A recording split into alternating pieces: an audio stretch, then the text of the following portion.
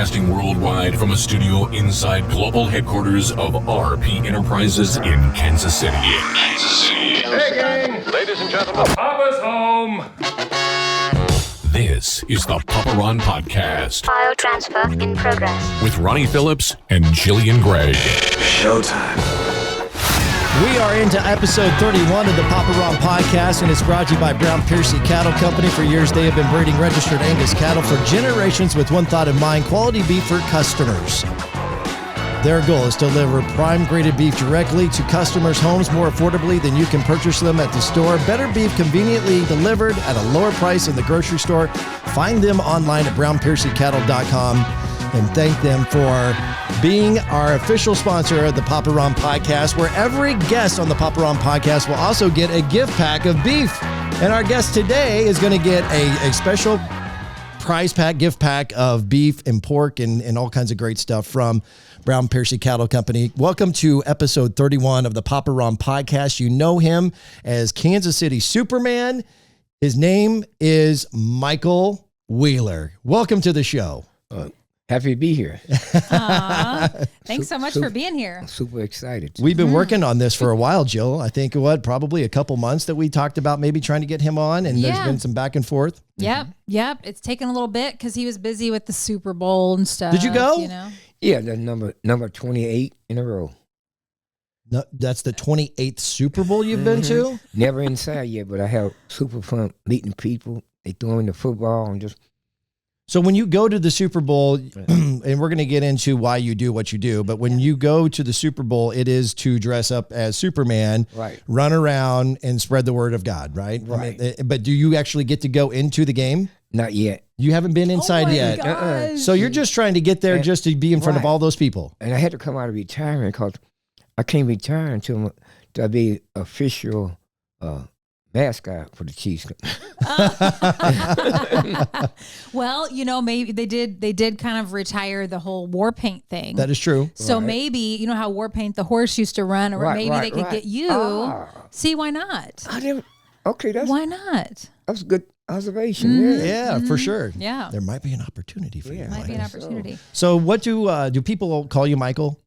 Or do they call you KC Superman, or do they call you Superman? I've also heard the term Superman Jesus. So what is the most top popular name? Most KC Superman. Okay. Yeah, KC Superman. Yeah. Okay. So I'm going to say this before I lead into the first question, and it's basically with an apology. Okay. Because the first time I saw you, I was hosting on stage in the Power and Light District, and I think it was for the Big 12 basketball tournament. Sure. And it was, at the time I hadn't spent a lot of time in downtown Kansas City. I'd spent time in Westport, at some, restaurants or nightclubs, because we as a radio station would have concerts at the Beaumont Club, but never really spent time in downtown Kansas City until the Power and Light District had been erected. And at that point, we get invited in as a radio station to be on stage and do hosting events. And with the Big 12 basketball tournament, I'm seeing this basically a whole different landscape of people, and you included. Yeah. A little different. A little different from what I had been, around in the few years that I had lived in Kansas City up to that moment. And so this guy comes running in, and I'm literally meaning running. Like you're literally running, and you don't stop running. You just kept running in circles and with a cape on. Because surely I would sure think people are going to see your picture and be like, oh, I've seen that guy. Yeah. Like I remember seeing you at Arrowhead for Taylor Swift. I know you'd always do the Royals games and stuff like that. But in case you're just listening and going, oh, like if you just listened to the last podcast and it clicked over to this one and you're like, who are they talking about? Yeah. Like you'll know him when you see him. If you haven't clicked over to see the picture or you're not watching the video, you've seen him. Surely. If you have lived in Kansas City for any length of time and have, unless you're a hermit and you never get out of the house, if you've ever gone to, like Jill said, a Royals game, a Chiefs game, a concert, or something going on in the Power and Light District, then you have seen KC Superman Michael Wheeler. And so what I was about to end it with was an apology, because when I saw you on stage, I said to myself, who the hell is this freak?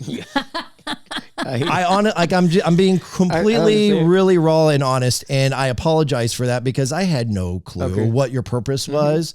I just like who is an older gentleman dresses up as Superman and just runs around in front of people. And sometimes you had a flag, like you would wave a flag and stuff too. And I was just like, what a freak show.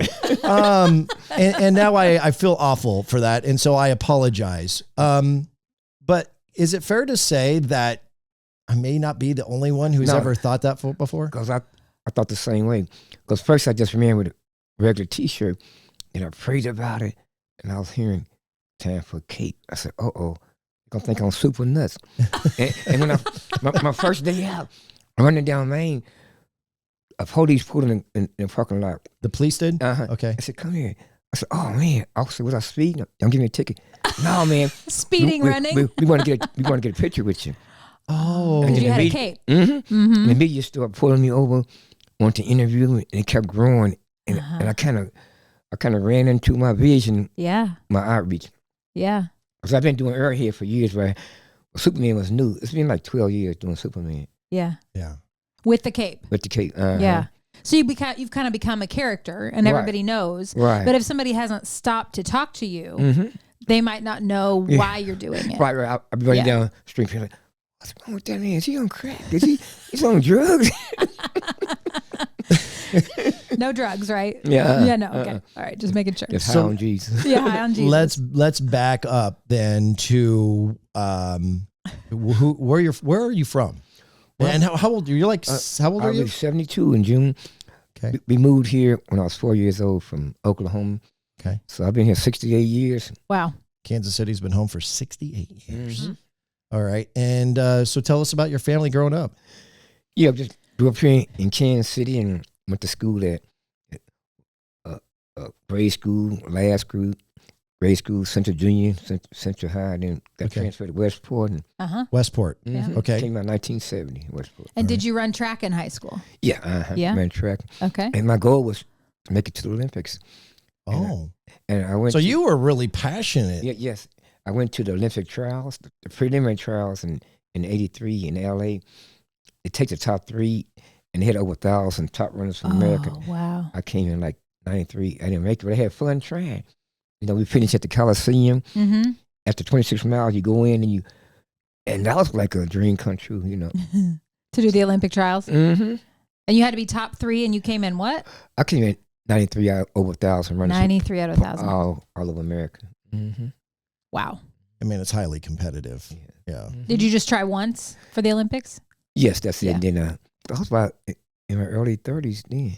Oh, wow. Do you remember what your time was? Well, you had to be under 250 to qualify. I had like a 248. Wow. That qualified for Boston. But now they running the marathons in like 2 hours and 5 minutes. Wow. I think the Kenyans do. And then there's everybody else that are behind them. That was funny. Kenyans, I met a guy from Kenya. I said, man, y'all good runners. Yeah, no kidding. Give me a tip. He said, well, you fast 3 days before the race. I said, thank you. Oh. So my second marathon was Washington, D.C., Marine Corps. So I went and fasted 3 days for the race. I got in that race and I was running. I was thinking about eating. I finished. It looked like I haven't eaten. It looked like I had lost so much weight. And my friend said, brother, did you get any more information? 3 days after they fast, then they load up. I said, I didn't know this. I ran 26 miles on empty.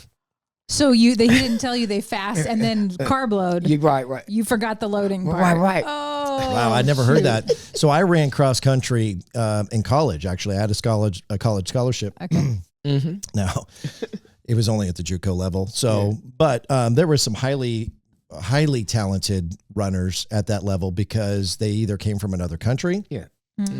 Like Kenya, or they didn't qualify academically, to run at the Division I level. So just because you ran at the JUCO level doesn't mean you were a subpar athlete to a Division I athlete. Because I learned real quickly that there is Kenyans and then there's just everybody else when it comes to long distance running. They have another engine, or I don't know what it is, another speed. Yeah. And it's unbelievable when you watch a race at that level, how Kenyans will be significantly by themselves, grouped up together, and a half a mile in front of everybody else. Huh.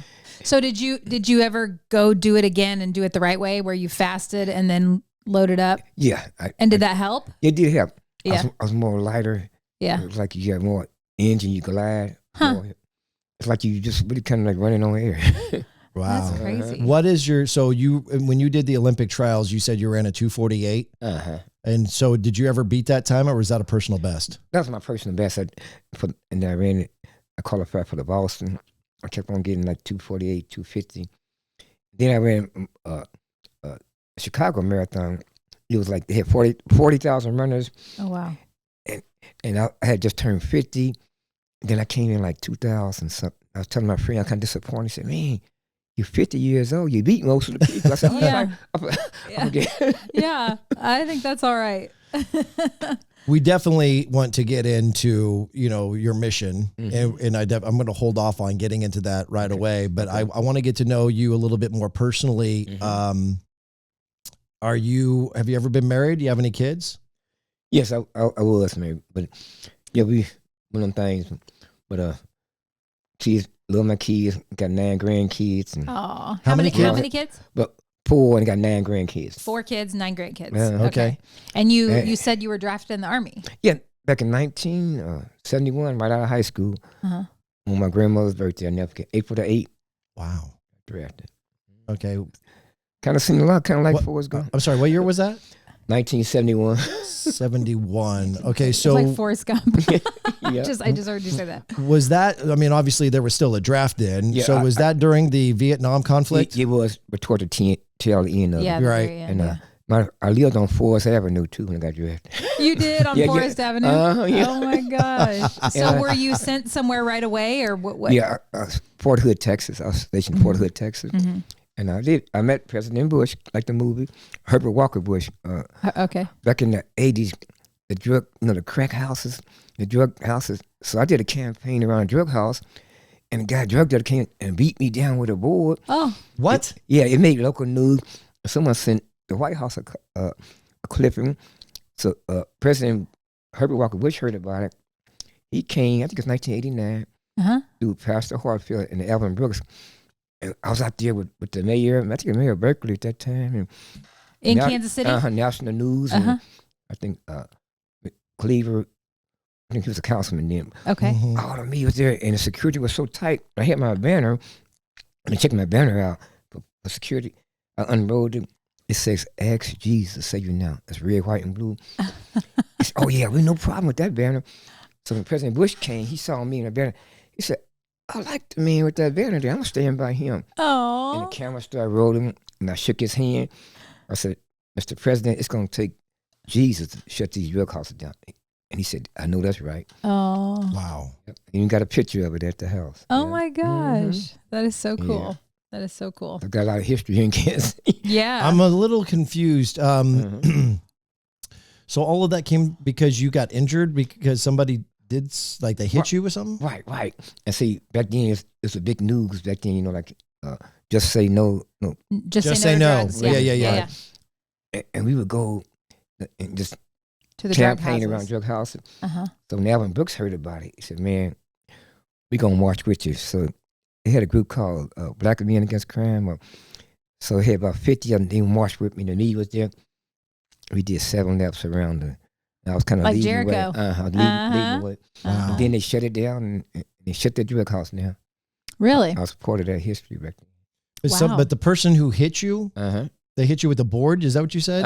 And they were somebody who was involved in the owners of the drug house. The drug house. So what happened? It was on Flag Day, June 14th, Flag Day. Flag Day. So my dad lived on the corner house there in 33rd and Benton. I'll be hearing this traffic all through the night. I said, "Lord, I'm tired of all these drugs." And so up on my heart, do a Jericho walk. I said, "I'll be with you." He said, "You let me know. What? You will be afflicted, but I will deliver you." And I was like, "Oh Lord, I can get somebody else." So when I started walking, looked at and said, "Man, you better get away from my turf." I said, "This is the Lord's turf." I said, "We're gonna walk with you." So I didn't have no idea. So he went, crack outside my head. Oh. And then I was dazed. I fell in the street, and my banner fell on top of me, kind of like almost like Like a it was cover. covering. Uh-huh. So cars would drive around me, like driving around a dead dog, because nobody wanted to get involved. No, people so scared. Right, because they knew what was right there. So here come the ambulance, came, put the brace on me, drove me to the VA hospital. I'm a veteran. And so they examined me. I just had a big knot. So Alvin Brooks came to see me and talk to me. Yeah. So when they released me, I ran back. It's about 5 miles. I ran back to the drug house. I said, I still got that victory. They looked at me like, wow, where's this man from? Did you see him? The same guy? Yeah. And he said, this. Yeah, I looked at him. I said, I got the victory. And look, so the news station 459, they contacted me. And then they had that Christian station, Channel 50 back then. They interviewed me in my radio stations. So I started getting known by then, but people just knew me as a runner. Yeah. I'm not a Superman back then. Yeah. So they kind of tied together. Like a lot of people today, they see, but they don't really know my background as a street evangelist. Okay. So you said with the drug house, you said a Jericho run. So was that your idea? Well, through the Bible, like Jericho and Joshua. Yes. It's just kind of like a little nod to the story. Yeah. Then, I just mean, did you think, I could do that? I could run around 7 times, and then the Lord told you yes, or did the Lord tell you do a Jericho run? He confirmed it in my spirit. Yeah. Walk 7 times. And now, since that happened, I took it to all 50 states, 7 laps around every Capitol building. Started in 98 and finished in Hawaii 1 year in October. Then I did it again in 2011. I went back again. Wait, you did all that in 1 year's time? 1 year. It took me 1 year. I took all 50 states? Train, the bus, and I took 2 airplane flights, one to Alaska and one to Hawaii. Because it's, why didn't you run there? Yeah, no trains to Hawaii. I called the bus station. I said, how much would it cost to go to Hawaii? He said, sir, we ain't going across the water. I said, okay. No Greyhound to Hawaii. How do you afford to do all this? Because here's the thing: like, if you have a full-time job, then you've got to have time to go do all this stuff. So how were you able to have a full-time job and do this? Well, I was retired from the Army. They retired. You did retire? How many years did you spend in there? Just 2 years. They retired me because I went through some trials and really hard times. So I used that little income. Plus, I found out I had this like a bus pass I would get, and you can ride, for like a certain amount of time. I used, and different people will see what I'm doing and bless me. And, and love offering. So people give you love offering and donation. Yeah, it's like a faith journey, and I'm on a faith journey. But now I just set up a foundation, because when I'm gone, I want my legacy to come in to bless the children. Yeah, it's really going through it. That's what's my goal. So do you have somebody to like? Just a thought. You said you have a son, right? Do any of your kids run? No, like, are any of them going to take over? When they was kids, they'd go run, but I guess my oldest is 52. Okay. And none of them running that. No. I think they go to the gym, but they... You mentioned some of the trials and tribulations that you went through in the Army. I don't know that I know exactly what that was. Well, what it was, when I was in the Army, Fort Hood, Texas, when I got accused for beating up 3 guys and robbing them, I didn't do it. I told my captain, I'm innocent, man. So I had to go to a lineup, and they pulled me out of the lineup and said I beat them up. Now I'm this side. I beat up 3 guys and robbed them. So here I was facing 10, 20 years, and I'm an innocent man. But after 18 days, they found I was innocent, So it's another book I can write. So anyway, I tried, it's hard to sue the government. Yeah. So they put me in the hospital. Shot me up with Thorazine on walking zombie. I was all messed up. Oh, no. Depressed and suicidal. So finally releasing. Then I went to a process of deep, like you told me, deep depression. And this is why I think about the movie. And I really didn't want to live, I went through divorce and even tried to kill myself. So I was sitting around depressed. And I was pressing, I'm tired like this, living like this. He spoke to me, what you like to do? I said, run. He said, go running. like the movie. And way before the movie, I put on my shoes and just started running. Just like Forrest. Just like Forrest. And then that movie came out. This happened. This like in the 70s. Yeah, I was gonna say that would have been 20 years or more before Forrest Gump. Right. And so my son said, "Dad, I think they've been watching you now." And they have. I think they have too. I'm going to tell Tom Hanks, you owe me some. Yeah, right. Right. Also, you don't look like me. Yeah, you play the beard. When I got the arm, I started doing my beard. And I'm running. And the kids, when the movie came out, run Forrest. You know, people be teasing. Yes, run Forrest. Another thing's kind of funny. I'm out to the Raw. I run around the Raw, so I use humor a lot. So lady want to take a picture with me. I said, my name is Forrest Gump. Your name is Jenny. She started laughing. Her name was Jenny for real. Oh. Yeah. I said, no, okay. She showed me her life. Her name was Jenny for real. Jenny. Oh wow. I'd be having funny experiences. That is a funny experience. All right, so going back to you being accused of beating up those 3 guys, how does that happen? How were you accused of something that you weren't even around or being up? Did you see it happen or no? How were you associated to that crime? Okay, back in then, and I'm telling you, there wasn't that too many black men in them. Okay. The person says it's a black guy, so I was a black guy. Okay. I got. So it was racially motivated, you think? I think so, but anyway, I went through that process. I had to forgive because I see it like on other podcasts. I could be bitter. Yeah.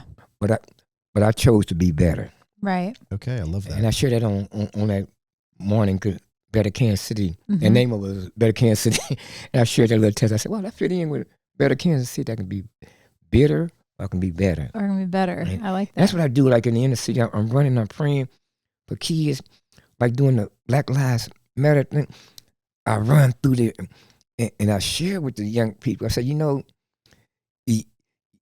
say this about the police, F this, F. So you need to stop doing it. You're going to burn down your bridge, Yeah. And I know the hurt. And I try to teach them, it's a process. You got people in every walk that's not right. So I'm trying to teach them out there. Right. Yeah. Right. And so when you got, how did you then get, sorry if I missed it. You were kind of talking fast. So I wasn't know if I was following very quickly, or very well. But how did you get exonerated from that crime? Yeah, right. They released me. So did they do an investigation and they realized that you didn't do it? Or I guess so. So they just found out.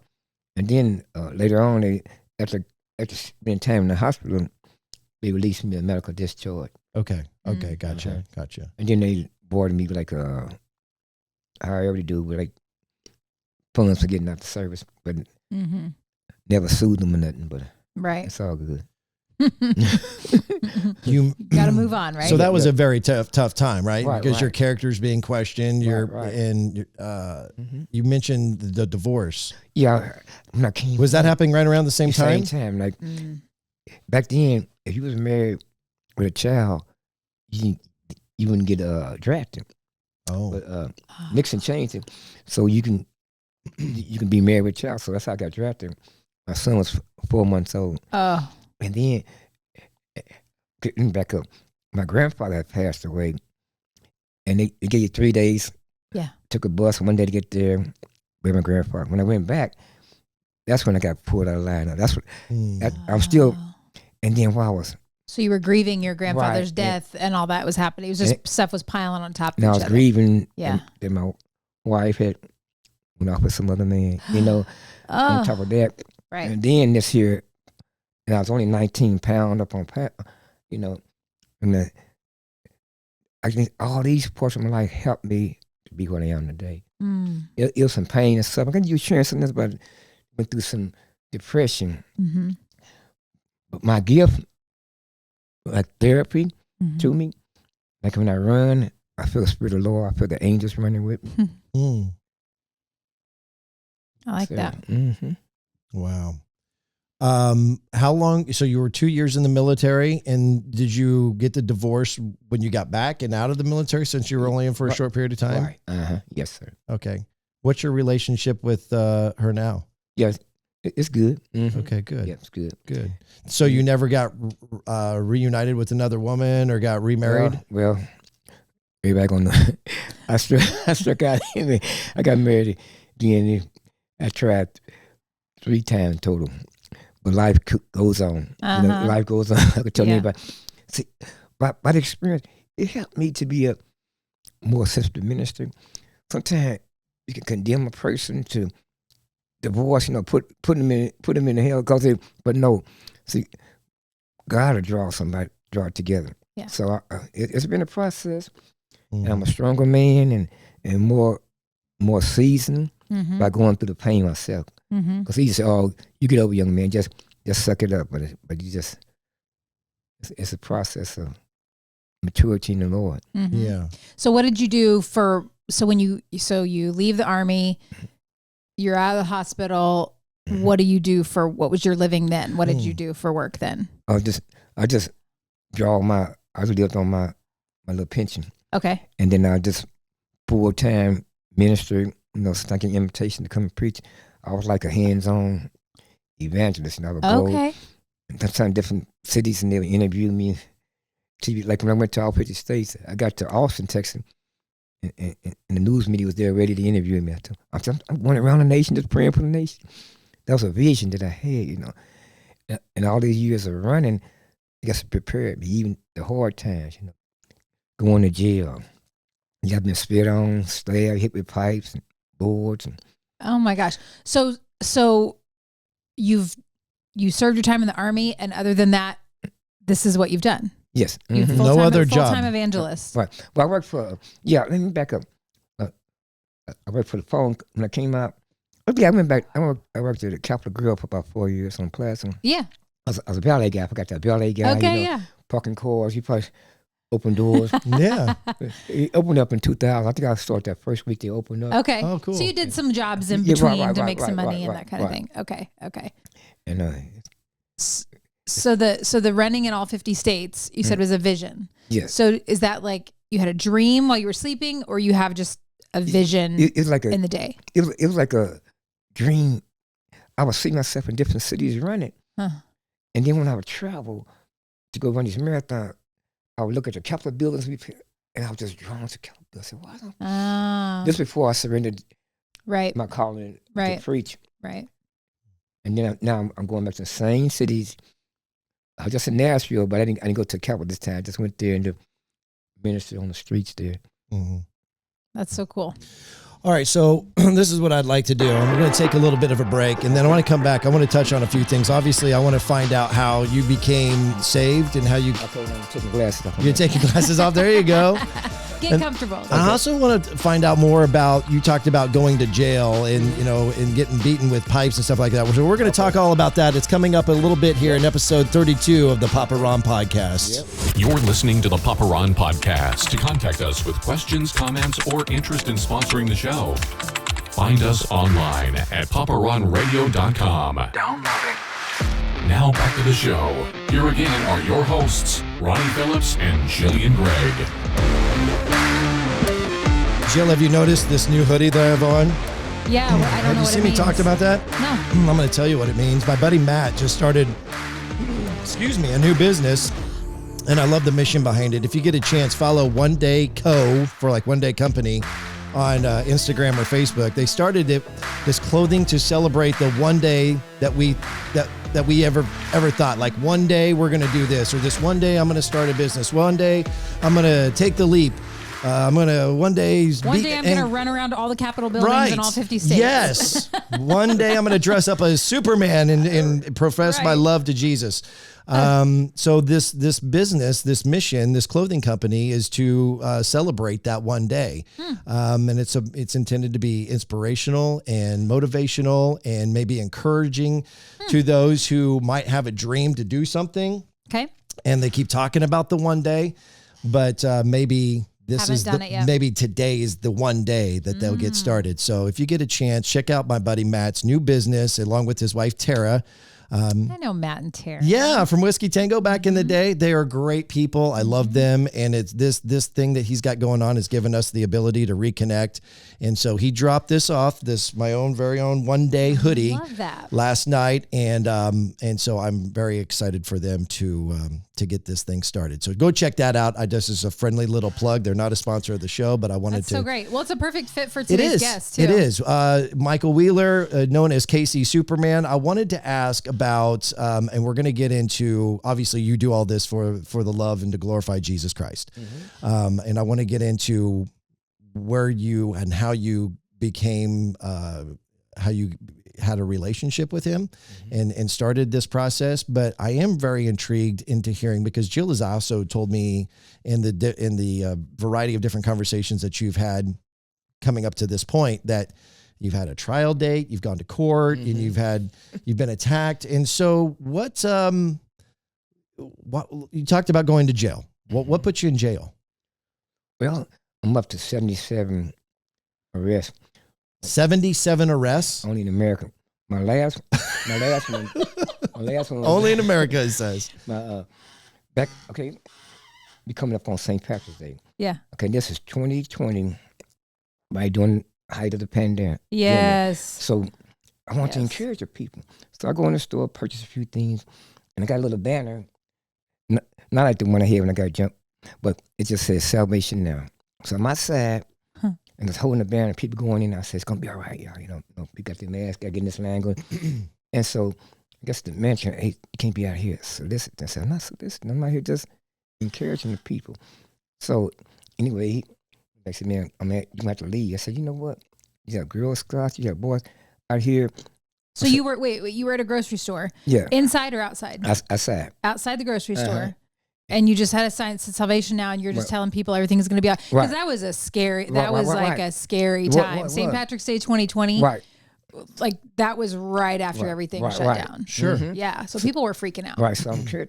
So I guess he couldn't give me the lease. I said, no. So I got a right to be here. So I'm purchasing. I said, I'm a citizen. Yeah, you shopped. So anyway, I heard some sirens. I said, wow, something going on in the Walmart.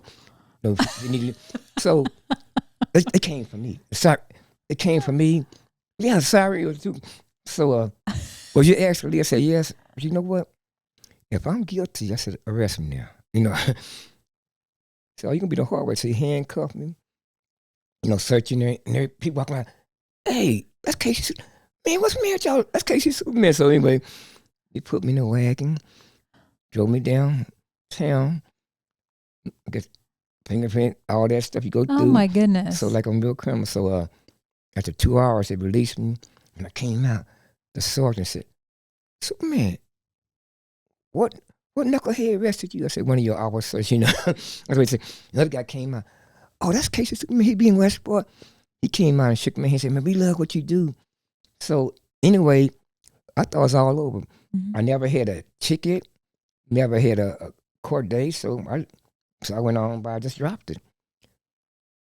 Fast forward, May last year, Memorial Day weekend. Okay, I carry a cross sometimes, so yeah, I'm walking through Westport with my cross, and the lights up. It was nighttime. Yeah. So I'm walking through there, and I met people because I had broken my ankle, and I still in the knee boot. So people was happy to see me taking pictures. So I got a storage, I store my cross.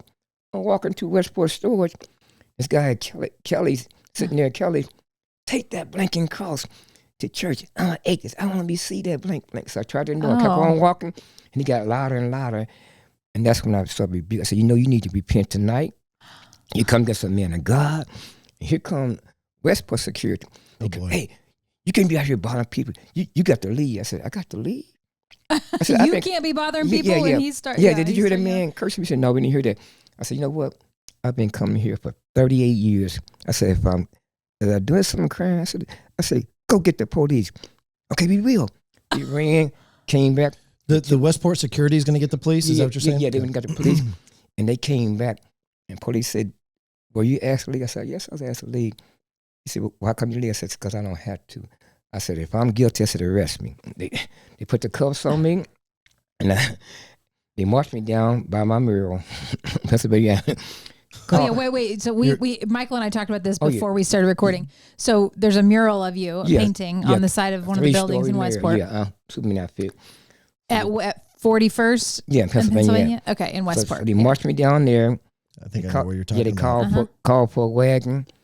The wagon never showed up, so they released me. So I thought it was all over. I thought I wasn't giving no chicken and nothing, you know. So anyway, the next week I go back on my cross again. Mm-hmm. They saw me. This is the Westport. Put the cross on me, and that was on video. A lot of people shared that video. Mm-hmm. You know, they had the Israelites out there all out, but here I am. They handcuffed me and marched me down by Throwback. You know, a Throwback down there. Yeah, Throwback. Yeah. So I'm there waiting for the wagon. Never showed up. So 2 weeks in a row. Yeah, right. So yeah, okay. Anyway, finally, they dropped me to court. Okay. Anyway, they gave me summoned me to court, and so they put the walk. They added it up together, but they had 2 different court days. So on November, the 1st of November 18th, it was for Westport. They found me guilty for trespassing, and then Walmart. Trespassing what? Yeah. They found me guilty, put me on probation. Guilty of what? So-called trespassing. At a Walmart and in Westport. Yeah. What? How do you trespass in Westport? I don't know. That's if you're walking down the street or down the sidewalk. And then did you have legal representation, or did you represent yourself? I did myself. I tried to get it, but it didn't come through. People couldn't contact me. Yeah. Represent myself. But long story short, when the court was over, they gave me the court card. I said, I'm not going to pay it. I told Judge Michael, I said, I'd rather go to jail. My friends said, no, come on, man, we'll pay. They paid it for me. I walked up to his desk. I said, you know what? Do you know we're in the last days? I said, God ain't pleased with this. Back in the 80s, I went through there back in 86, got arrested in the same spot. Back in 1986, right in front of Kelly's. Okay. You know, and that judge, I wound up, it's a long story. I got contempt of court. I told the judge, he don't stand before the judge. And, you know, you told the judge he's going to stand before the ultimate judge? Yes, right. And you got contempt of court. Contempt of court. And I said, praise God, it's another year. So me and my friend, we spent 2 weeks. You should be called Leeds out there by Arrowhead. Yeah, Leeds, yeah. Uh-huh. And we got to preach, guys getting saved. And Thurman Mitchell was newsman back then, Channel 5. Thurman Mitchell, yeah. Man, we like this because we're Christians. And that's kind of how my initiation kind of started. Huh. But I have never sued for being violated my rights. But I feel like I get a hold of it, it's not too late, you know, because it ain't right. Wow. The first thing that comes to my mind was how often Jesus was persecuted. Right. Mm-hmm. You know? Yeah, he said, you're going to hate him, he's going to hate us also for his name. Yeah. You know, I have so many different emotions going through me right now. Part of me, if I'm being honest, is like, you crazy fool. Why do you keep going back and putting yourself through that? And then the other part of me is like, just feeling so proud of you because you're so convicted in your faith that you know that you're doing it for something bigger than you. Right. You know, so tell me, do you ever get to the point, like, is it worth it? Or have you ever? I mean, I'm sure you've experienced so much in this time that you probably got to the point where, you know, at 72 years of age, you're doing it. But have you ever got to the point where you know that you're doing all this for the glory of God, and you've gone through getting hit over the head with a pipe or a piece of wood or whatever, and you sit there and you think and you're praying about it, and you're like, why do I keep doing this to myself? Right. I was going through there. I was like, all these years, and I'm not really seeing too much fruit. So anyway, when this video went out.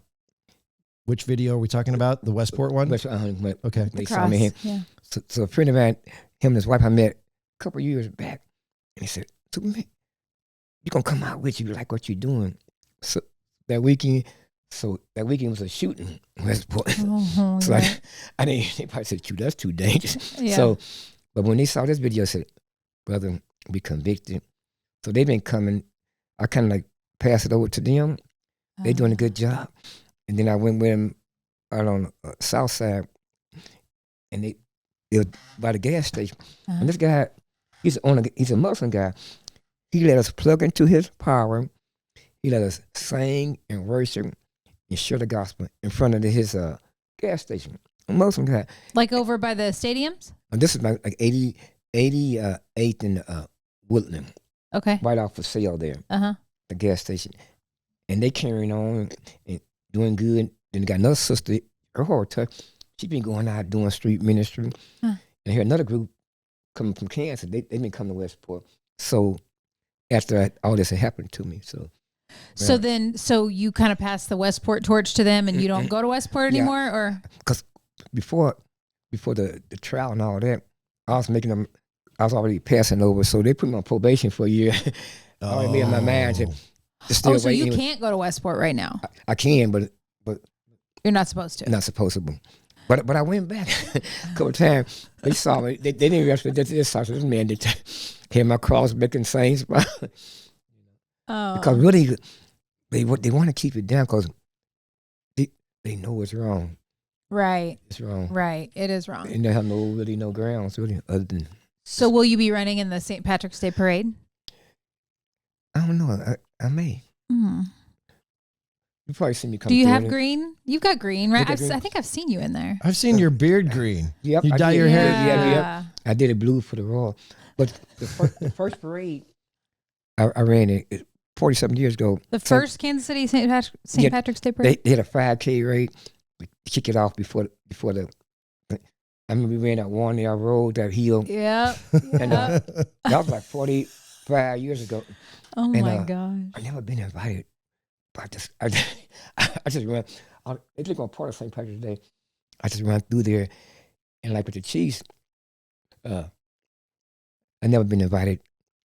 Well, they a couple of Super Bowls. Yeah. So, a couple thought about. I was going on home, so I'm gonna call it a day. I kept on hearing, "You got the right to party. Got the right to party." Oh wait! So we're talking about this most recent Chiefs Super Bowl parade that day, the parade day. Right. Okay. And that morning, I walked the parade route like I did the other year. I walked in and prayed over it all night, about 3 or 4 hours. That car got on the parade route. Yeah. And the police chief on me, he said, "Watch out, Superman! There's a car on the route." I got out the way. He went right by me. I almost ran though. I remember that. But that night, I just walked the whole, just praying back and forth. But this one. Oh my gosh. Yep. You walked the parade route the night before praying to basically protect the people who would be coming the next day. Right. And that's what I said, pray for safety. And I said, okay. Wow. And I said, oh, okay. Wow. And this one here. So this most recent one, you didn't do that, or you did? You walked and prayed? No. I went to some of those prayers from the first one may have carried over into the second one. It sounds like you prayed a lot. I walked this parade route to check it out. And I was getting kind of chilly, so a rally house was open. I was so glad I got me another layer. And while I was in there getting my layer on, people was taking pictures. Yeah. I seen the new police chief came in, little officer, and she gave me a big old hug. She gave me a big old hug. I said, "Thank you." I said, "You think I could run in the parade?" He said, "I don't see no reason why you cannot. Right. Cannot run it." So anyway, I thought about that. Almost like I got permission. That's when So I jumped in the parade. That's almost like permission. Yeah. And I climbed the rail, and I'm running down there. People was cheering like crazy. Like, and I was waving, and I got to the end of the parade route, and I guess the head guy came over and said, "Sir, do you have credentials?" I said, "Yes, my credentials is 28 straight Super Bowl." So he called for the security. So I took off running. Oh shoot! And they grabbed my cape. My cape came off. Oh no! The other police come running. "Hey, leave Superman alone. Superman's okay." So the other police came to my rescue. Aww. So I was up there with the VIP taking pictures. I love it. And, you got your cape back, right? Got my cape back. Okay. I put it back on. I was asking him a little bit about that before we started recording because I saw a video not too long ago of him in the parade running, and it looked like you were supposed to be there because you know how parade, like in the beginning of the parade, everything's staggered like it's supposed to be, right? But then as the parade goes on, you may end up with a big gap. Right. It was a big gap. So it was a huge gap, and he's just running and waving, and the cape's flowing, and it just looked like, well, this is what's supposed to be happening. And it was cheering. And one of my friends said, he was watching on TV, and the announcer said, now, what's going on right here? I don't quite understand, but this family, but I don't quite understand this.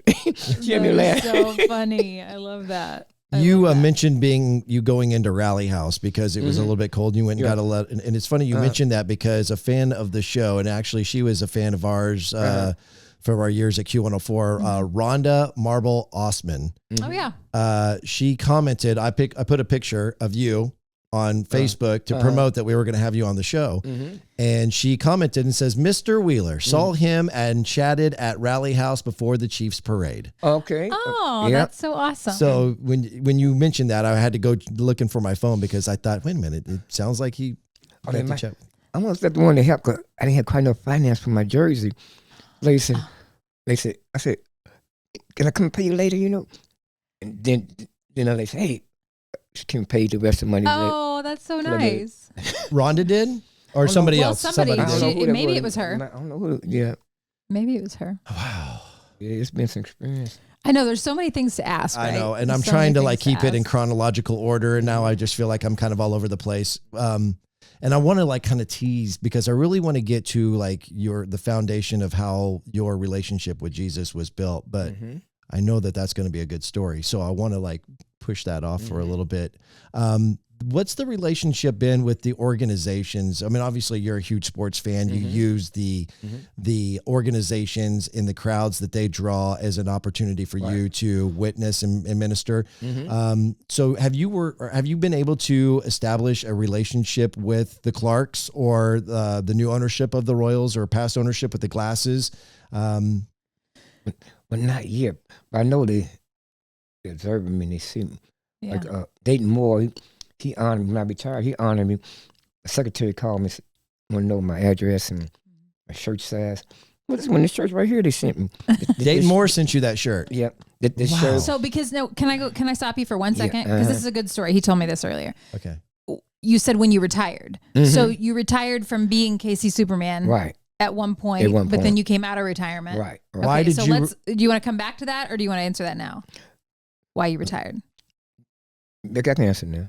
Yeah, go ahead. Why did I didn't know that you had done that? Yeah. Why did you retire? Until today. I retired because I said, well, I'm doing all these years. It's time. I was kind of feeling a little bit discouraged, like it's time for me to come getting old, So anyway, I retired. Then after that, I retired. I started walking around. You got bored, didn't you? Yeah, and feeling old man pains and carrying on. I said, wait a minute. And then people come up. My little girl cried because she retired. My little boy cried. I said, I want to see Superman. So I said, I got to come back out of retirement. Oh. And everybody said, we need you for the Chiefs. Yeah. He said, will you come out for the Chiefs? I said, yeah. And one newspaper said, if you go to playoff, would you come? I said, yes. So I came out of retirement. So when was that you came out of retirement? That was about 3 years ago. Okay. Yeah. Okay, so you came out of retirement. So then, so let's go back to the story you started, and I kind of interrupted that about Dayton Moore. So when you retired, Dayton Moore wanted to honor you and send you something. So their secretary called to get your address and found out your shirt size and all that. So what did he send you? It's a big box, boys' jerseys, couple running shoes and hats and real nice jersey. Big old box. It had a nice note. So we appreciate all the years that you ran around the Royal Stadium. Oh. Yeah. And I met Clark Hunt and his wife at the Arrowhead. She came up to take a picture. She said, oh, we appreciate you running around. Clark, come take a picture. Oh. And then say, come here, Clark, take another picture. Picture with him. And then I went to Vegas. It was my first road trip. After the Monday night. Okay. When that happened, young player got hurt. Yes. So I was at Party Night. I went there to watch it, and I usually wear my Chiefs gear, blow up on my heart, wear the scripture T-shirt. It says urgent emergency prayers. It has scriptures all down. And I was sitting at the table. I was prayerful. And I was watching the game. And when that happened, I said, oh, I understand. Was coming up. Thank you for being here, Superman. I'm going to be praying for him. You know, it was all about, it wasn't nothing about sports no more. I was there. Right. That was scary to watch. Right. I didn't have no Chiefs gear on. All I had scriptures about the Lord. So, but you don't know why you didn't wear Chiefs. You just decided to wear that shirt, but you didn't know why. Right. I was led to not just wear my ministry stuff. The Lord knows everything. So when that happened, I said, okay, now, Lord, now I see. Oh my gosh. I said, well, I'm going to the house. You know, time my ministry, I always have them, but this time I just put on emergency prayers. Mm-hmm. Get all scriptures on it. And people looking at my T-shirt like, huh? Mm-hmm. No coincidences, right? No coincidence. No coincidences. On my birthday last year, you know, I was going to get out of town, catch a train, you know, go somewhere else. I went to the train station down there, near station. I said, checked on the schedule. Then I was like, heard like, I'm going, this ain't the right time to go. Oh. So I'm out. Later on, watching the news. Train derailment. That was my birthday, June 27th. That train when 7 people died. That's where I was headed. That's where I was dressed. Wow. And then the Boston Marathon, I hadn't been in a while. I said, well, I'm going to go. I didn't qualify. I'm going to go wear my Superman, hang out at the finish line. So I was thinking about that. Then I heard, look for another race. So I went to the Barnes & Nobles on the plaza. Okay. I got a runner's book. I'm thumbing through. I seen the Superheroes Marathon in Los Angeles. I said, wow, that's up my alley because I'm doing Superman anyway. So I went through and stayed. So our marathon was a week before the Boston. Okay. The Boston Marathon came around. My phone rang. Michael, are you okay? You're not in Boston? I said, no, I'm in Hollywood. They put the bomb where I was going to hang out. Oh, man. That's why I was going to hang out right at the finish. And I tell people, gotta protect you. So all these years I've been running, I think, wow, I've been on a lot of trains and I've been on plane and buses and running, and to not to be involved in accident, divine protection. Mm-hmm. That's it. Wow. So do you have anybody that travels with you regularly, or do you go to all these things by yourself? I go and people, I meet up with people. No, I know you meet up with people and people know you, but I mean, do you have anybody that goes? No. I vision to have a team one day. You know. Yeah. You know, this time I'm on a train headed to Kentucky, and I was sitting there. And my phone's getting a little low, and God sitting behind me. You know how you be eating all noise, rapping. You know. Yes. I said, this is a noise. This is noise. So he gets something with the rap thing. He looks up, Pastor Wheeler. Minister Free and I know. Yes. He came up, put some money in my hand, and we fellowship. We did a Facebook Live thing, like small world, you know. Yes, on a bus to Kentucky. So do you have a regular home church in Kansas City? Well, I do my ministry called Salvation Now House of Prayer. It's what now? Salvation Now House of Prayer. Okay. And it's like my own little house church. Okay. And then I visit different churches, and I've got a pastor friend across the street. Right now, I'm on evangelist mode. Mm-hmm. I'm just traveling, preaching. And when the door open, I go in and share my testimony. What's the best verse in the Bible? I like, what he hit me now is redeeming the time for the days of evil. And that's what I'm doing even now, because at this critical hour. And like Ecclesiastes too, the time, the 3rd chapter. That's my first message, Ecclesiastes 3rd chapter. And my message Ecclesiastes 3rd chapter. 3rd chapter? Uh-huh. Okay. A time to heal, a time to give. Yeah. And what touched me, I was riding my bicycle. I was 8 years old. I seen this church, and it had a clock. It said, do you have any time for Jesus?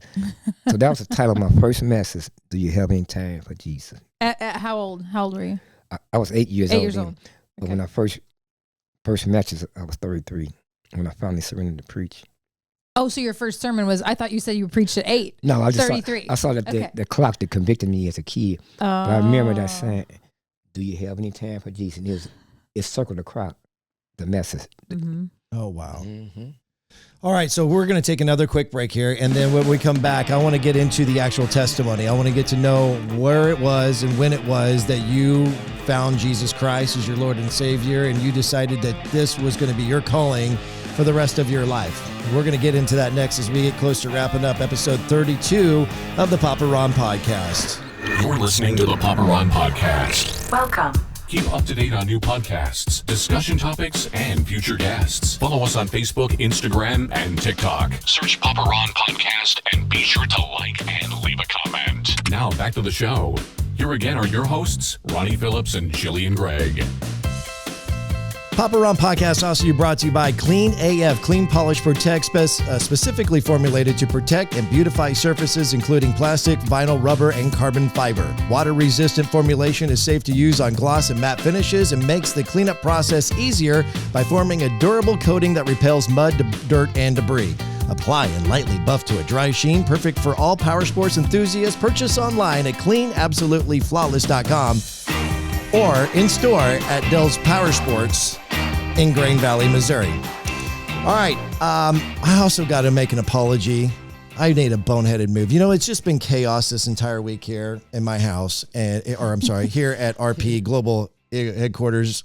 Anyway. I think you say that every week. But. I try to fit it in wherever I can. I think I've missed a couple weeks. No, I mean, you say it's chaos. Oh, chaos here, yes. Yeah, it's right? Always chaos at RP Enterprises Global Headquarters, yes. And this week in particular was even more chaotic. Yes. And you guys know, you guys got here, and I wasn't ready to come in because I was dealing with kids. Yeah.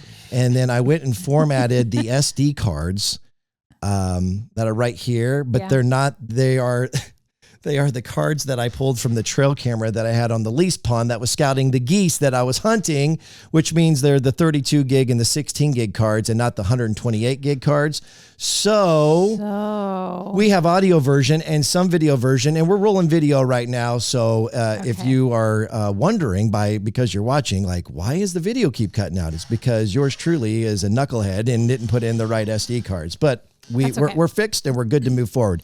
Back with Michael Wheeler, KC Superman, and super honored. I know that you had to jump through some hoops to get here today to the global headquarters of RP Enterprises. I'm so glad you did. And I'm glad that, obviously because of who you are and the notoriety you got, you're able to get through our security very, very easily. And that was comforting to know because I didn't want him to mess with you too much, especially if you showed up dressing like Superman. They're like, what is this freak show? But no, seriously, it is an honor to have you here. And I have so much respect and admiration for how devoted and committed you are to the Lord and your mission to spread the good word.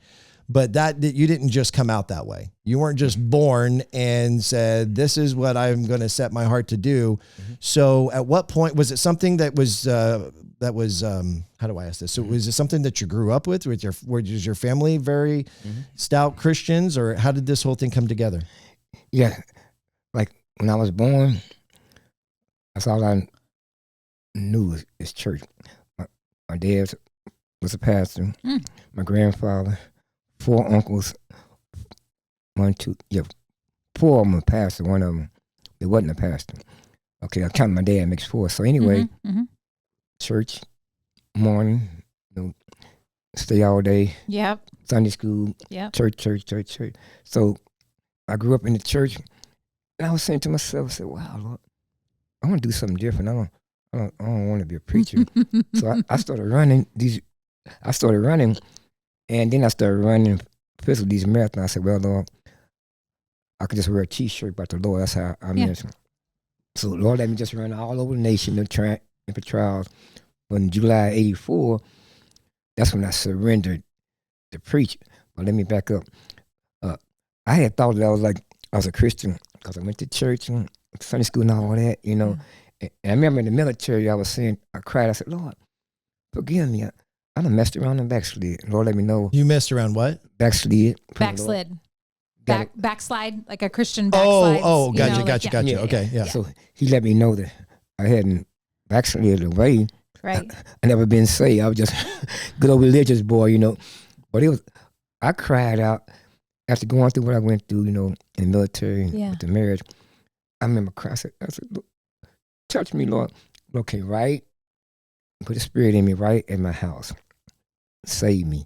And then I went to the church, got baptized in the Holy Spirit, and Lord put my heart, hit the streets. So. And what got me hitting the streets was he had some terrible tragedies in my life, in my family. Well, my uncle was murdered on the streets of Kansas City. That was back in the late 60s. Okay. My cousin, my niece got murdered, my nephew, and a cousin. So all this. They all got murdered? In Kansas City. So it hit me to take it to the streets. So, But before we go past that, if you don't mind me asking, and I know that every one of those family members who you lost, which by the way, I'm so terribly saddened to hear, they all have their own story, and telling each one of those stories could go on forever. Right. But was there an issue that, was there a collective issue that was the reason for the deceased? When were they involved with drugs or crime or? Because my uncle, he was merely going, leaving the bank to get some money out for his daughter to send to college. Just some guy watched him and followed and shot him. Then my cousin was driving along, I guess, for sale and got shot. He died. Then my niece got into a quarrel with a fight with this girl, and she came out, stabbed her to death. You know, and then we had my nephew. Well, he was in New York. He was a dean at this college, but anyway, he was doing this research on, I guess, terrorism. But we didn't discover his body in the Hudson Bay River. Oh my! And the people that do the autopsy, and they do the thing like for 911, the special, found out he was in the DNA, that was him. So all these tragedies, and that's when I felt my true calling to the streets. That's when I started hitting the streets preaching. So you said before that you grew up in church and you thought you were saved because you were a pastor's kid and you grew up in church and you just thought you did all the right things, but you really weren't. Right. I was just religion. Just religion. And see, my heart, because there's a lot of people like me, because they do that, you know, and they really think they really saved, you know. Yeah. So I can really identify with them being lost like that. So that's why I take this radicalness to the streets. I say, man, this man got something I don't, you know. Right, right. So when you got saved, you this was after the divorce and the issues in the military, and you felt like the calling after all the family members who had passed tragically. Right. You felt the Lord talking to you that you needed to take your you needed to take it to the streets, the mission to the streets. Okay. Yes, sir. So I'm going to have a tough time asking this question, but I felt so guilty because I thought like this was some crazy dude. And so have you ever questioned like, is this being counterproductive? I mean, I know that, and you've told some stories now that's opened my eyes to the ways of which that, you know, it's brought notoriety to you and it's brought attention to you. And then once people have actually had the opportunity to listen and find out what the purpose is behind dressing up as Superman, that it's given you the credibility. But have you ever questioned yourself, like, is this too radical? Right. Is this actually making me look like a freak show to where people aren't going to take me seriously? Are they not going to take the actual Jesus Christ, our Lord and Savior, seriously because I'm going to this extent to right. See, that's how I was getting that way. I said, like, went to Tennessee. I was like, had my plain clothes on, ministering. I said, go change over, go to a basketball game, put your Superman outfit on, and people was drawn, you know, they're drawn. And every time I tried to, but the Lord said, this is part of you. And you teaching people to be themselves, you can be a powerful, sold-out believer and be radical. So even like what's going on with Kansas City right now, we getting notoriety. We getting people, I mean, NFL, you got the Super Bowl, women's soccer. You got all these good things coming, but it's like, I think let's give it, gain the whole world, use your own. So, but my focus now is getting the word to the nation. You got the soccer, you know, world soccer. I said, all these are platforms, worldwide platform. Yeah. And I said, stay in your mode. I let you know you can go in and out, but But he let me know I'm going to start getting invitations to places that I never thought I'd be. Yeah. You know? Yeah. And even like in Hollywood, when I went to the marathon, I was taking pictures with movie stars. They're like, come here, take pictures with this. I didn't know who they were. It getting me. Oh, I love that. And I said, son, you minister. Another time I was there, it had a movie out. I forgot movie. Tom Cruise and Morgan Freeman was there. But anyway, I was preaching over across the street, and I said, folks, you want to be a free man? Let Jesus come help. Anyway, it relate with the music, with the movie. Oh, yeah. And they're coming out of the Academy Award place. Oh, my goodness. Then I went to Compton, California. You know, that's notorious for gangs. So I went there, and I'm running with my red and blue, and the guy saw me, said, come here, dude, where you from? OG, I said, I'm Kansas City. He said, dude, do you realize you at the headquarters of the Bloods and the Crips, and you got on red and blue? He said, ain't nobody been out here preaching before? I said, you got one now. They all hugged me. They was cheering up, and I prayed for them. I told my sister, I said, Brother Michael, you can go anywhere now. You've been initiated. You came back alive wearing red and blue. In and out of Compton and red and blue, and you came out alive. Yeah. You have had to have had some close encounters with death. Yes, sir. I mean, you've already talked about getting hit over the head with the board. You alluded to getting hit with a pipe. You don't go into Compton, into even parts of downtown Kansas City that are very dangerous and don't come really close to death. So maybe share some of those experiences. I share one just fresh. Fresh? Like how fresh? About 8-9 days ago. 8-9 days ago. Come in a little closer to the microphone. Turn it. Yeah. I was in Kentucky. I like to have fun. Like when I was in California, I had my football. I threw it out by the beach, and it came back with the waves. So I'm down there in Kentucky by the Kentucky Lake. So I'm gonna try that here. So I threw it over in the lake, and it started drifting away. I said, "Football, come back!" I said, "Come to me," and it started coming closer. Then it went on the other side. I went on the other side, and it was drifting. And then it started coming closer. Now there's a rail right here. So I climbed over the rail, and I went down, and I was by the hands reach for it. Oh, my gosh. And I said, wow. So I reached, and I slipped into the lake, and it was kind of slippery. So I got the football, and I was trying to climb out, and I slipped back in. And I tried again, I slipped back in. So I threw the ball, it hit the rail, like a field goal, and it went right back in there and drifted away. Oh no! So I found a branch and I climbed out. You know, it was like it was a carrying or someone trying to carry me under. I said, you went through all of this over a football. Yeah, football. This is not. I was thinking the story that you were going to tell. I was thinking you were going to tell me about being at gunpoint or something, and you basically drowned to death because you were rescuing a football. But it's like it's a miracle. It's like it got Jesus on it. Yeah. Got the cheese. It may be there for the next person that's thinking about somebody thinking. So about it was very sentimental to you. You know, yeah. And it got that far, you know. And I was praying. I said I was going to share that testimony how it came back. I was that close, so I almost didn't come back. Okay. Well, I'm glad you survived that close encounter with death. Yeah. Not the story I was looking for, though. I'm talking about when you're out there ministering, though, into the city. I was in Seattle. We was out there. We had a couple team with me. We was out there ministering and preaching. Kind of rough part of the city.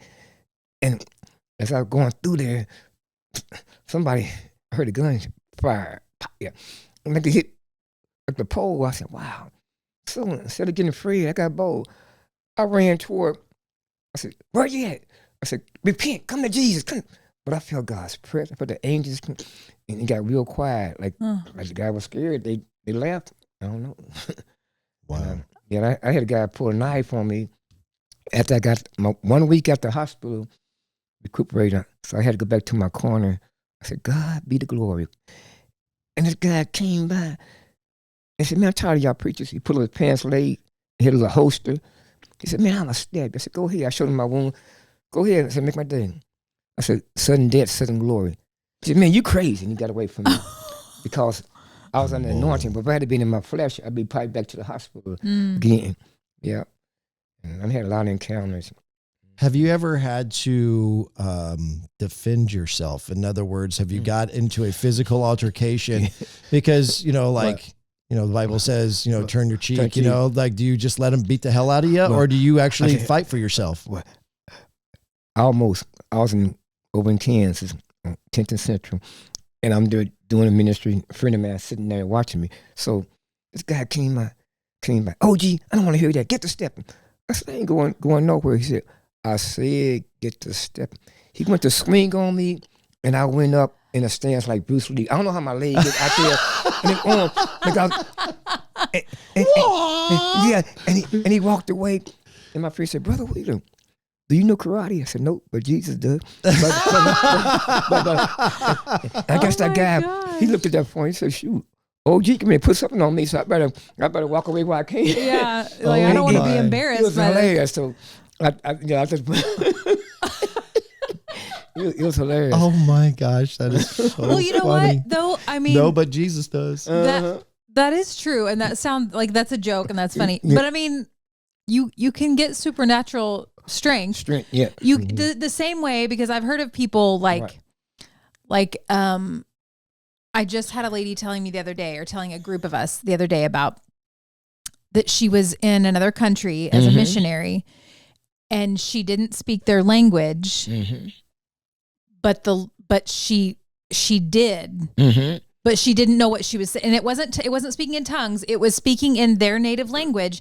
And she couldn't she couldn't do a back and forth conversation, but the Lord put the words in her mouth and she spoke them, and she didn't even know what she was saying. I know. But the people understood her because it was their language. Their language. But she didn't know what she said. I heard testimony like that. Yeah. And I was skeptical until I experienced it. I got an invitation to Japan and Korea. Japan and Korea, okay. Paid free, How does that happen? Before you get into that doesn't just happen. Through the Moonies.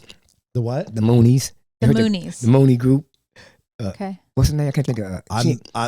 I'm completely ignorant to what you're talking about. He's this leader of Unification Church. Have you heard of that? Mm-hmm. Unification Church? Is it Mooney or Moody? Yeah, Mooney. Yeah. Unification I'll look Church. It up. I don't know. I don't know it. I'm not familiar. Is that the church up by Worlds of Fun? No. I don't know about was that. worldwide. I can't think of the leader's name. Is Kim Young Moon, something like that. But he tried to get people under his denomination. Well, people with Pentecostal pastors were flying, bishops were flying there. They paid the Smith and had a big convention. They're trying to convert over to their religion. Okay, so they're unificationists or Moonies. Yeah, you're right. Yeah. So Lord put my heart, son, just don't eat, just fast and pray. Fast and pray. Mm-hmm. So I come out from Mungan. I hit the streets in downtown Tokyo. Just in Superman? No, just regular street attire. Okay. So I started preaching in English. All of a sudden I started, I didn't know. You didn't know what you're saying. And people was gathering around listening. And I had some Bible tracks in Japan. Guy came up, he said, man, how long you been speaking in Japanese? I said, it's the first time. It just came out, He said, man, you was preaching. Yeah. I experienced that, Oh my gosh. So this interview is bringing a lot back to me, stuff that I experienced. I hadn't shared in quite a while. And when was that? This is back in like about 80, something about 88. Did you come close to getting into any trouble because you were doing that? I mean, so you were in Tokyo, right? Is that not communist? Yeah. No, dude, I had more freedom there than in America. Oh no! Wow. But you mentioned that the Super Bowls. I go every year. And one year I went some city and they was like waving me in like I was a part of. They had the gate open. I said, no, I better not do that. They find out I'm not a part. But anyway, when I went to Tampa, this year's back. I forgot who was playing, but I go every year regardless where Chiefs go. So I got there, and Tampa was not as big as Miami, and they had the yachts out, people, all this. Yeah. So anyway, I got down there. I didn't have Superman. I just had the Kate and Kansas City Chiefs shirt on. Okay. So I got down. I said, "Where you going?" I said, "I'm gonna run around the stadium like I do every Super Bowl." Well, we can't let you do it this because, security is really tight and everything. So one of the police said, do you got a ticket? I said, I don't have a ticket. Another police said, you mean your guard didn't give you a ticket? Another police said, no, he guard didn't give him a ticket. The lady police officer, she said, no, he got. I was like, wow, they unprofessional. They really like mocking. So I said, okay, son, regroup. Go back to your hotel. So my hotel was about 8 blocks away. I ran back to my hotel. He said, get in some prayer. I'm praying and praying and praying. He said, now go back. I went back, and when I got back to the stadium, you hear all the people coming out the stadium. I'm walking towards the stadium. So I walk right in the stadium, and there's one big officer standing there, police. Like he should be in a football player. He had his arm like nobody. He turned his head, and I ran down the steps. I ran on the field, and I was running on the field. He was interviewing the players that just won the Super Bowl. Oh, my God. And I had my flag. I had my Jesus flag. And I seen them look like, what? So I went on the field, and they tackled me on the field to the police, and they was walking me out. I said, buddy, I don't know how you got through all this security. Well, when we get you outside, we're taking you to jail. They got me outside. I said, you're free to go. You free to go, sir. They didn't want to report that the man walked. So anyway, I'm at the Greyhound station. I had my banner rolled up, my suitcase. The lady kept looking at me and said, sir, is that a banner? I said, yeah. I said, can I see it? I unrolled and said, oh, you were the guy who was on Super Bowl field. I said, that was me. Oh, my gosh. But see, Lord, okay, you mocked. Well, Lord had to laugh. Lord said, okay. Right, because they were mocking, if I'm understanding it, the cops were mocking you saying, oh, your God didn't get you a ticket. Your God didn't get you a ticket. And then you went back and ended up on the field. Lord got me in there. Mm-hmm. I'm conflicted. I know you I'm really conflicted with this. You're going to take it back and say, yeah, he is super nice. No, I mean, I know that it's coming from a good place, for sure. But it's something that I have a hard time. This is my calling. Take the foolish thing and confound the wise. Now, them police make it say behind that. Even the lawyer that gave me all them, the judge gave me all the years. Matter of fact, the one that gave me 3 years, judge, well-known judge, I ain't gonna name his name. I seen him at a mall. I said, Judge, I have no hard feelings about the time you gave me in jail. So the newsman called me and said, Michael, the judge Jeep turned over, he died. And everybody said, man, you sue. So I didn't sue. I just put it in prayer. I prayed about it. Mm. So you were sentenced to 3 years in prison? Yeah, 3.5 years, but we got out in 2 weeks. It's all in the newspaper. For the Super Bowl incident. Now this is like preaching on. Oh, it's like preaching in Westport back in '86. Okay. Oh, okay, a long time ago. Mm-hmm. Okay. Yeah, so I don't know that story. The judge that convicted you for that, died shortly after giving you your sentence. A year after. Mm-hmm. And you were only incarcerated for 2 weeks. Right. So was it because he died, then a new judge came in and was able to free you from your time? How did you get out? The same judge gave me the 3.5 years. So me and my friend, another brother, we get arrested together. We praying all night, like Book of Acts, praying in tongues. And so anyway, the judge said, hey, what's all noise? I said, we praying now. So the next day, the judge called the jail and said, I want to see Wheeler and Tucker back in my chambers. I got people in front of my house praying. They come in my courtroom praying. They getting out today. So he released us that day. He released us. Okay. Because you were being annoying. And the minister friend, they was like in front of the courthouse praying over the boy with the sign, free Michael Wheeler. Oh my. Goodness. Yeah. Been around a long time. So I'm going to need some explanation on something that I'm conflicted with. Mm-hmm. And this is maybe an opportunity where you can witness to me, I guess. Okay. When you went on that field for the Super Bowl, is it my understanding then that you knew that you were doing something illegal to get in there? Like you knew that you were going to run the risk. Like when you're in Westport, you're on public property, you're doing your thing. Mm-hmm. Like I can understand why you would have reason to dispute. But in this particular case, you're trying to break and bend the rules to do something. And you're trying to do it in the glory of God, but isn't it sinful to do it in the way that you're doing it? Yeah, I look back on that. I had more zeal than wisdom. Yeah. But the Lord, he honored it. Even though in my early stage and it's being a Christian, I said, okay, you're perfect. They're trying to mock me, but I use you to go in to really, it's like a testimony, but I'm looking back on it now, I wouldn't do it, Yeah. now, yeah. Fair enough. And I'm glad you clarified that. Yeah. I don't want to send the wrong message out to people who have the zeal of Christianity that you have, that it's okay to commit crime or go against the law and to do that. Right. Yeah. Okay. Like even like when they had the big protests, like Black Lives Matter, I went down Ferguson because in my heart, like, wow, they think I'm trying to mock the murder of Michael Brown. Mm-hmm. But it was, as I went, people came, wanted to take pictures of me, kind of eased the tension. They interviewed me on different TV stations there in St. Louis and hit it on Twitter and everything. And I was like, wow, this. And I think about Jeremiah, his calling, things he had to do, mm-hmm. walking around naked, But I got a book out, it's called the Casey Superman story called The Butt Naked Truth. The Butt Naked Truth? Okay. From a real, where can you find that book? It's on Amazon, Casey Superman story.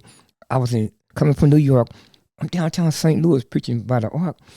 So the police pulled us. Hey, what's going on? I said, I'm preaching the gospel. He said, now here, he got a handcuff me. He put me in the wagon, took me to the local jail. So I said, Lord, here we go again. So I started preaching in the jail cell. And this was the funniest testimony. So 2 jailers came in. What's going on now? I said, now, officer, I'm preaching the gospel in your jail cell. They said, well, shut up. I said, now, wait a minute now. If I can't preach in your jail cell, your street corner, I said, don't arrest me no more. I said, come on now. I said, you're a troublemaker. So they hit me in the stomach with the billy club. Said, he hit you with the club? Yeah, in my stomach, that's, trying to silence me. Anyway, they gave me a big old bag. I said, what's this for? It's for your clothes. So all my clothes, I'll put in the bag. I'm butt naked. They marched me down the hallway. They put me in the cell, and they turned the air conditioner on. They told me they could put me in the cooler, so I didn't know what the cooler was. So I got that all like a meat cooler. So I sat down in the cold steel bunk, butt naked. I said, Jesus, I'm butt naked, Father. I'm just trying to do your will. I heard these words. Shall your nakedness separate you from my love? I said, no, sir, Lord. I stood up and I began to preach the butt naked truth in that jail cell. Butt naked truth. And then the other 2 guys in the other cell, I said, y'all guys over there, y'all want to get saved? They said, yeah, we want to get saved. I said, man, if you can preach butt naked, man, we want to get saved. I led them to the Lord. Oh, wow. Long story short, they released me later. And I went on by my business. Never had no court date or nothing on that. But then I put my heart, write the book. The title, The Butt Naked Truth. Share your testimonies. It came out. It came out the same week that the pandemic started. The book came out. There it is. Yeah, I'm going to have to put the link on that in the description of this podcast, and I'll put the graphic up in the video version of this as well. In fact, they're probably seeing it right now as we're talking.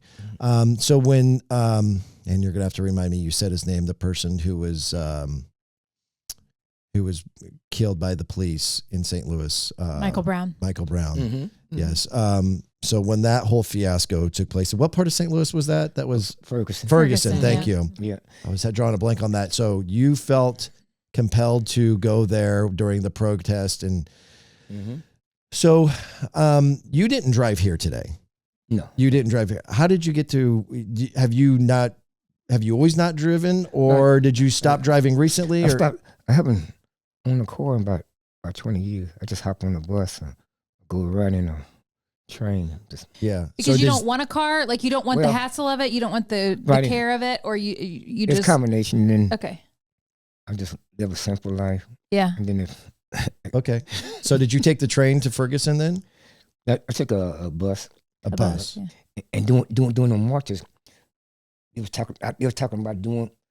I said, yeah. I just talked to him. I said, now you can do things the right way. You don't have to do it the wrong way. I talked to him, and then the police chief came over and said, heads up there, some shooting a couple blocks over. I was right in the midst of all that tear gas. I was there, and that's what I'm called. In Dallas, Texas, when they killed the fire police, showed up there. I said, go. I was taking pictures with the officers and encouraging them in the city. I've been so many places, I don't forget. You're like that song, I've Been Everywhere, Man. You know that song? You need your own version. I did a video. I'm going to ask a question, and it's not intended to be controversial, but it could be, and so I apologize in advance. Yes, but it's going to deal with you. Look, I don't know much about the city, the inner city. Okay, you've gone to the city. You've talked about the Lord sending you to the places of which family members have been tragically killed. So you know, for lack of better words, the hood, right? Like you understand the mentality. Right. I don't. And I think in today's society, there's a lot of talking and not a lot of listening. And I want to do more listening to understand why there is, because right now I don't necessarily agree based on what I know and what I feel, the backlash or the rioting or the protesting that takes place during these events and in the the looting and the destruction of the property and the things that happens along those lines. And it sounds like, based on what I'm hearing, you have the same mentality, I would say, but you have an empathy for what these people are feeling, but you're wanting to minister to them to understand what would Jesus do. Right. And so what I'm trying to understand is, what do you get backlash from the people of your race when you are in downtown? And because there was rioting that happened in Kansas City, there's people that are breaking into buildings. Right. There's looting. When you go and talk to them, are you positioning yourself to having those people turn against you? I think am I asking the question right? Because I'm feeling really uncomfortable asking the question. I don't know. It's like when I'm there, okay, like I almost made some young people angry because I spoke truth. They was down there talking about F the police, F this, F that. You know, I said, I want to say something to you. You effing this police, you effing the president, you effing that. I said, what if one day you need a police and it don't show up? I said, you need to be careful.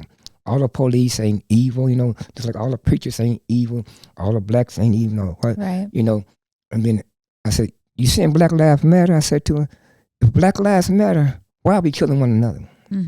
If Black Lives Matter, why are we aborting our own babies? And then all of a sudden, like, yeah, they don't want to. Nobody wants to hear them. And I'm not. I was going to say, they don't want to hear that. I didn't want that to be taken like I was saying. It was just that group of people. Right. No one wants to hear with the hard truth. Yeah. Yes, no one wants to hear the hard truth. I guess that's what I was called to do. Cause on the best day, I could have got stabbed again, but what really touched my heart.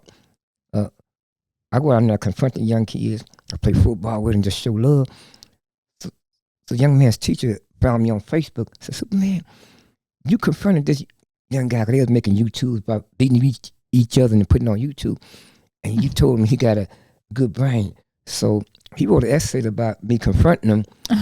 And out of 5,000 essay, he won top 20. Oh my God. And they had like a luncheon in North Kansas City for kind citizens. So he picked me, he read it. Aww. You know, and got a medal, and it just touched my heart. Now he's on his way to college. He in game banking, and the police told me, said, Superman, you keep coming, man. You're making a difference down here right. with the young kids.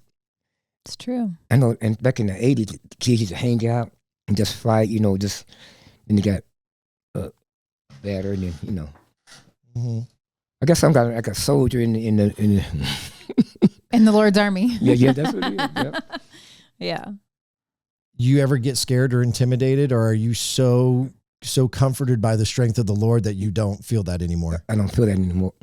After I had got stabbed, it's like, as I got stabbed, I went through that process. It's like well, put me on a different level. I don't fear, you know, no more, you know. Right. Fear of the Lord, not the fear of man. Right. Yeah. Have you ever had, so you've talked about being stabbed a couple times. What about gun crime? Have you ever gotten close to being shot or had been held at gunpoint?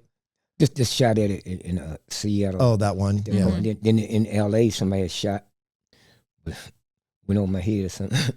Right. But nobody's like actually pointed a gun at you. And only when I was in L.A., I was on there by Skid Row. I was playing my little music box, and a guy came up. He unplugged it. He said, "That sounds pretty good." So he started walking away with my Walkman. Walkman back in the day. Walking away with my walker. And I was like, Lord, that man got my equipment. I heard the Spirit of the Lord say, "Get it back." Oh my! I said, "Stop!" Oh my! I said, "Bring it back. That don't belong to you." He came back shaking, and he gave it to me, and he walked away, turned the corner. I'm like, phew. I said, "Wow, this worked." I spoke the word over me, Yeah. But I had some close encounters. Uh-huh. wow. So you mentioned that, like, when you gave an example of being on the bus to Mhm. Kentucky, and you saw a preacher that you knew, and he gave you some Yes. money and the love gifts and the Mhm. donations and things. So how often does that happen? It happened pretty regularly. Yeah. Even like when I went to Vegas, I hopped on the train one way. I knew I should be there, so I'm out doing my run and supporting the Chiefs, and I'm out and friends coming out, people taking pictures. One lady came up, "Can I get a picture with you?" I said, "Yeah, sure." I said, "Wow, your face look familiar." She said, "I'm Mahomes' mother." It was Randy Mahomes. Oh, it was. Another fans coming down. And I said, "To me," I said, "Well, I get a bus back. Oh, here, it's your cash app." So I had this jacket made. You probably seen it called Bubba Jackson. It got Kansas City on it. Yeah. It's really colorful. It got all the Chiefs color. So I'm going to get my ticket. I walk in the Greyhound, and we just beat Vegas team. And the ticket man looked at me. He said, "Security. I'm like, wow, what's going on?" Security come running, man and lady. He said, "What's up? Look at that guy's jacket. He want me to sell him a ticket to Kansas City. They just beat our team."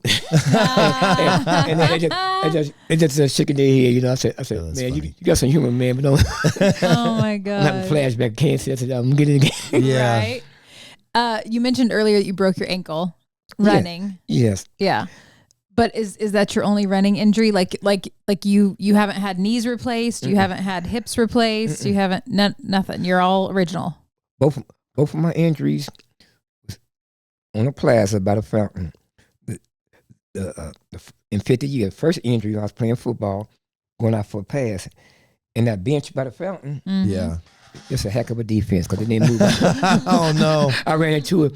Then I got these. That's what they call it. What are your muscles and your blood coagulating? Where I got real bad muscle cramps. I had to go. Oh, lactic acid. Yeah, I think that's what. Yeah, so I went. Yeah. So over 2 weeks, I got good and went to Hollywood and ran my best time. Oh wow! But then the other one, which was last year, I just got back from L.A. Super Bowl. In Hi-Fi Stadium. I call it Wi-Fi. SoFi. Yeah. Wi-Fi stadium. So I know I was all over Hollywood. I went to Capitol where they make the record. Yeah. I was all over preaching. Look, my son gave a warning. I cried out loud to repent, and security came out. "Sir, we got billionaires living around here. You need to move on." I said, "Sir, the up and the outers need the Lord just like the down and the outers." I was on a train ministering. So that Monday, it was a nice day. So I'm going for a run. Got my football, I'm running through the plaza, and got something to throw your pass. So I went deep, and all of a sudden, that's when I guess I stepped in the hole and went, crack. Snapped it. And my ankle, the whole ankle was pointed this way. Oh no! I'm sorry, y'all screaming. So people gathered around just like a movie, probably about 30 or 40 people. Then my friend, he like, oh my God. So we need an ambulance. To call the ambulance. And my football right beside me. One waiting on the ambulance. I said, "Anybody want to go out for a pass?" I'm trying to get a man on my foot. So the ambulance came, and they took me right across the street. Oh my God! Oh yeah. Yes. I said I could have hopped across the street, saved $500. Yeah. So when I came in, and nurses and stuff would see me coming in, he was like grabbing me because it looked so gruesome. So they got me and fixed me up, and then I got on out. But that was 1 year ago, and I ran and I prayed I was on crutches, I was on a walker, knee boot. I was on a knee scooter. And I'm off all, and I feel so good. Oh, I love that. To be my age and come back. Yeah, that's amazing. What's next for you? As we get close to wrapping this up, like, I mean, you've lived a lot of, you've lived quite a life in 72 years. What do you have goals or aspirations or something that you want to accomplish before you have no choice but to retire for good? I don't know. People talking about political, but no, I'm gonna stick with preaching. But it's kind of funny. Sly James, he's come to our meetings. We had a group called the People's Movement. So Sly James used to come back then. I said, "You're gonna be our next mayor." He said, "Thanks, so." Yeah, but he came to mayor. He and Quentin Lucas used to run these races together, and now he's the mayor. But my goal is just to get that foundation, and my vision is like going to help the city, inner city, different parts of the city. You know, a lot of young kids are angry. You know, a lot of young, like their fathers. You know, and my heart goes out because I was fortunate to be raised with mom and dad, but yeah, a lot of that anger. Yeah, a lot of unforgiveness. And all these shooting in Kansas City. You know, almost every week that go by is another murder. You know. That's my heart cried to see. Kansas City is being real nice, you know, good, nice things like say in the but what is a good city with all the crime, you know, and murder? You know? So that's what I'm focusing on right now to try to awaken some of the pastors. Come on, bring a team. Let's join. Let's do it. Yeah. So before we started, I told Casey Superman who our guest was next week, and he had a pretty good story. Oh, well, let's use this as an opportunity. Apparently, I can't talk, so go ahead and promote that. Is that Trent Green? That's okay. Trent Green. So next week, we get to talk to Trent Green, former Kansas City quarterback, Kansas City Chiefs quarterback. And so, of course, you know, I thought, boy, we could probably mention any sports figure name, because I even mentioned Rex Hudler earlier because we talked to Ryan Lefevre. And and he had a story about Rex. Anyway, so but I love the Trent Green story. Yeah. It used to be called Sprint before T-Mobile. So yeah, Sprint Center. I'm out. I just got back doing a documentary. So a friend of mine said, "Brother Wheeler, that's Trent Green still over there." So I ran over to him and said, "Excuse me, sir, do you know how to throw a football?" He started laughing. The streets are blocked off. I said, "What you want, man?" So I'm going right. I'm going to hook left. I'm going deep. And I ran. It's about a 45-yard. I caught it in stride, and I ran back. I said, "Tell Andy Reid, I'm a free agent. I'm ready to be drafted." And the other part of it, I didn't tell you, how I got it into the football. I had this vision to be a walk-in. So I walk out to the facility, and we had Alex Smith. I walk in, I said, "Hey, Andy Reid, you know, I would love the Trapper Chiefs football team." Andy started laughing. The whole team started laughing. I said, "Dude, just too old and too little. So let's give Alex the ball and watch what happened." I ran down the field. I faked out everybody. I went in for the touchdown, and then I woke up. You had me. You had me hook, line, and sinker. Wow, how does that happen? I mean, the power of the Lord has done some pretty remarkable things with this guy. True. I mean, why wouldn't I believe he could probably compete with those guys? But I be having fun. I go to Super Bowl. They be throwing me long pass. I be going to catch it. And the fans like, "Dude, you should be in the Super Bowl." Yeah. But when they found my age, I'm my grandfather. Michael Wheeler, it is so cool to meet you, and thank you for taking the time to come out here. I do, before we imparting, want to tell you that the fine folks over at Brown Piercy Cattle Company are going to send you to your doorstep, okay? 4 premium thick cut steaks, 4 of their famous steak burgers, 2 family size roasts, and 4 pounds of 93% lean ground beef. So that'll last me for a little bit anyway. Yeah. Just a small token of our appreciation for not only taking the time to come in and be a part of this podcast, but also just, hey, I'm just going to say it on behalf of Kansas City as a community. Thank you for what you do, and because and again, I apologize for thinking you were a freak show. I mean, for the people who are watching the video version of this, they already left. You got your cape, right? You got your cape. You got the hat. Yeah, we'll take some pictures. We want to get some pictures, but go ahead and just you got your football there. I've never asked this before. but I feel this on my heart, so I'm just going to do it. I would like for you to pray over this podcast because Jillian and I have started doing this recently. And obviously we want to talk to a lot of different people of all walks of life with different compelling stories. But the foundation, which is important to us, is the importance of Christianity. Yes. And doesn't necessarily be that every particular episode is about, that, but that is the foundation of this episode. So if you wouldn't mind, I would love for you to pray over us in this podcast and those listening.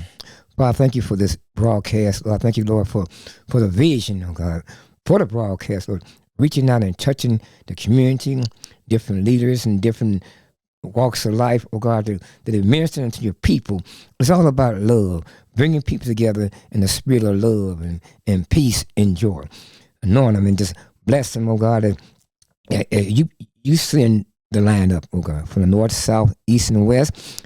The testimony is going to heal, overcome by the word of our testimony, oh God, and it's drawing the people. So we ask this in your covering, and we just careful to give you the praise for. We're excited the things you're going to do with this broadcast. In Jesus' mighty name we pray. Amen and amen. Amen and amen. That was so freaking cool. My friends say cool beans. Go to the microphone. I can't hear you. My friend always say cool beans, and I say cool beans, green beans, mashed potatoes, and gravy. Oh, man. All right, we're going to wrap it up. Thank you so much for being here. Casey Superman, Michael Wheeler. Again, thank you to jeez almighty. Brown Piercy Cattle Company, also Clean AF. Check them out in the description of this podcast. For Michael Wheeler, Jillian Gregg, I'm Ronnie Phillips, and that is episode 32 of the Papa Ron Podcast. You've been listening to the Papa Ron Podcast. If you enjoy this podcast, hit subscribe now on a podcast platform. Follow the Papa Ron Podcast on Facebook, Instagram, and TikTok. And while you're there, like, comment, and share. Until next time, thanks for listening to the Papa Ron Podcast. Papa Ron Podcast. Papa Ron Podcast.